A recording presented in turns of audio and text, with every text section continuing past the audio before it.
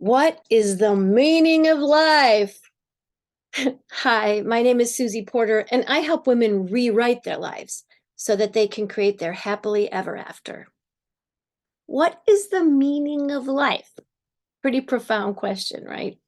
And this is the question that uh, philosophers and people have been thinking about and asking for thousands of years. In the beginning, the meaning of life was pretty simple, right? Just to survive. I don't think primitive people were sitting around the campfire discussing philosophy. They were just trying to stay warm, find food, and not die. But here we are in the year 2023 with thousands of books about and theories and teachings about the meaning of life. We have quantum physics, metaphysics, all kinds of ideas. In this book, pretty deep and heavy woo-woo book, Transurfing, Russian mystic and author Vadim Zeland says, the world doesn't hide its true face. It willingly takes on whatever guise we attribute to it. It acts like a mirror. It literally reflects all our notions of reality, whatever they happen to be. So according to Vadim, great name, and if you're Russian and I mispronounced that, I'm so sorry. According to Vadim, reality just is a mirror reflecting back to us what we think and believe. And a lot of metaphysical teachers say that exact same thing. Wayne Dyer says that it's not that we believe it when we see it, we'll see it when we believe it. The whole idea of reality makes us question the fundamental definition of what is real, right? What does it even mean to be real? In the very first page of A Course in Miracles, the introduction, Jesus says, nothing real can be threatened. Nothing unreal exists. Herein lies the peace of God. Nothing real can be threatened. Nothing unreal exists. Nothing real can be threatened. Nothing unreal exists. What does that mean? I've been thinking about that for 30 years. What does that mean? I think a part of what that means is that reality is essential, meaning that reality lasts forever. That is a component of reality, right? As a mom and as a teacher of young children, I've noticed that babies don't last. As much as I loved my babies, the way they smelled, the way they looked, being able to put whatever clothes on them I wanted, babies don't last, right? So, of course, babies are real, but it can't be the true essence of who we are is that we're a baby, right? Because then we're a toddler, a young child, an adult. And if we're really lucky and blessed, we live to be old, right? So, what is real about us, about who we are, about our lives? In the Course, Jesus says that only the love is real and everything else is a projection and an illusion. And many philosophers and teachers have come to that same conclusions. Even the Beatles said, all you need is love, right? Can it be that simple? Is it possible that in our frenzied state of fear that we humans have confused the very nature of reality itself? Can it be that we as women have lost our sense of what is real for us? Growing up in a patriarchal culture, in a culture that reflects back to us our worth and value based on how we please and satisfy men, how can we ever truly understand what's real for us? How can we know who we are and why we're here if we grew up in a world that didn't consider our love, but focused mostly on our sexuality, how pretty we were or weren't, and how much men paid attention to us? What is the meaning of life? Loving each other has to be a part of that meaning. And for us to love each other, we must love and value ourselves. A big part of healing our human race and the planet itself has to include healing the war between the sexes. Like Joe Jackson sang in his beautiful song, Real Men, if there's war between the sexes, then there'll be no people left. If we keep fighting for power over each other, we will keep suffering. Love, peace, harmony, community, these all give meaning to life.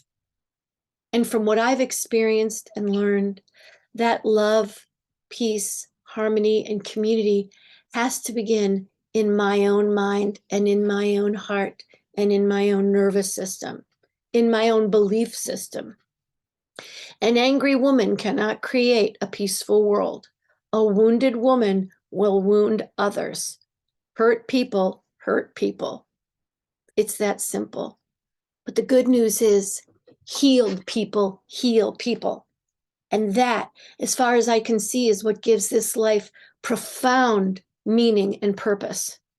No matter where you come from, no matter what you believe or don't believe, we're all in this together. We're all one. All minds are joined. We all have a part to play in this gigantic play called the human race, humanity. We're all part of this universe, which literally means universe, one song. We all have a part to play. So just for today, take a minute to think about the meaning of your life. What does it mean to be who you are? Why do you think you're here? What have you learned? And how can you share your wisdom, your gifts, and your love with the people in your life?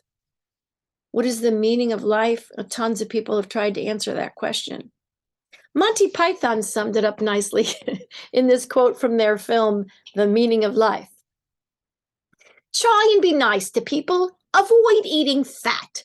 Read a good book every now and then. Get some walking in and try to live together in peace and harmony with people of all creeds and nations. I think that's a pretty good start. Yeah, we've all heard life is what you make it. And I always wanted my life to be happy and easy and wonderful. Yet for most of my life, my unconscious beliefs were running on autopilot. And as much as I tried, and I fucking tried to turn that dial of the radio station in my head to bliss, that old programming kept changing the station to misery. I didn't even know I had a dial. I didn't even know there was a radio station in my head. The first step to healing and restoring a positive meaning in your life is awareness. Once you become aware, then you can start to uncover your hidden beliefs and change them, rewrite them. The second step is acceptance and forgiveness. This might take some work and some time and willingness for sure.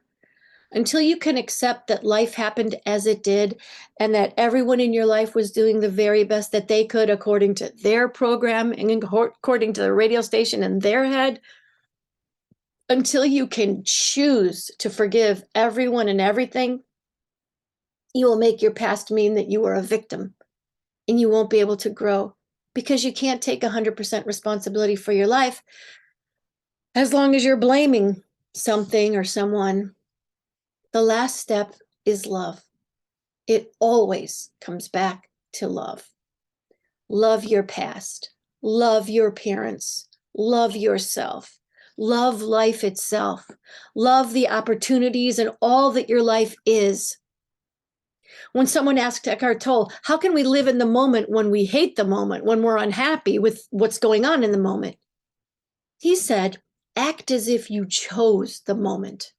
And one of my favorite spiritual teachers, he's on YouTube, Aaron Doughty, said, he calls this ABC, always be choosing.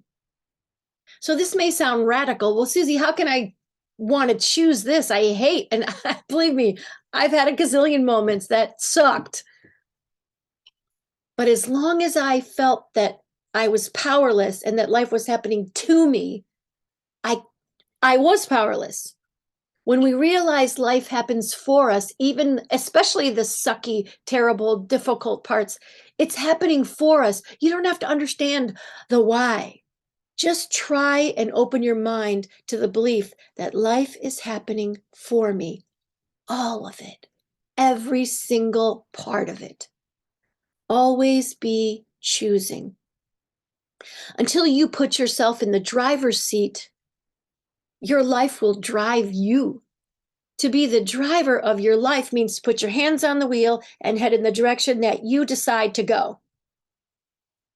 What is the meaning of your life? Where are you headed? Where do you want to go?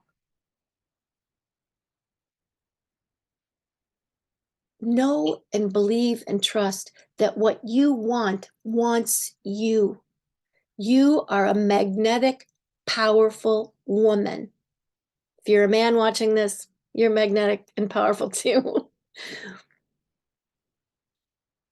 But my goal is to empower women because we have been disempowered for thousands of years, and that story is overdone. This is a new time.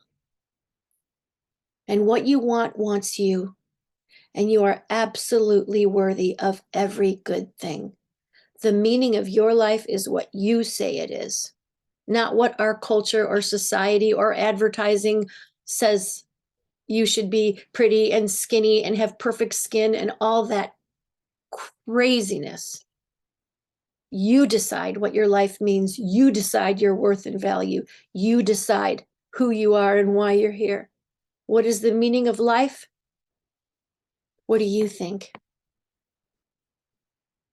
What do you think, really? That's not a cop-out answer. It's a serious question. What do you think the meaning of your life is?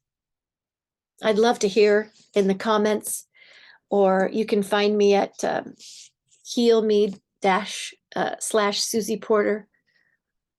I'm here to help women rewrite the old story, the old paradigm that women are powerless or victims or just here to please men or whatever. I'm here to help empower women to find the real meaning of their lives. Take some time today to think about your life, think about what it means to you, and to just give yourself so much compassion and love and appreciation for being here as a woman. It's an exciting time to be alive, but there's a lot of challenges to face as a woman. And finding your center, being grounded to Mother Earth can give you so much power and purpose and direction. You can rewrite your life. You can change your life. You can live a life with so much power and integrity. Take some time today to quiet your mind and connect with the meaning of your life. You are here to live a strong, powerful life, and the world needs your mother love. Whether you're a mother or not, you have mother love. You have woman wisdom. You have goddess fire and power.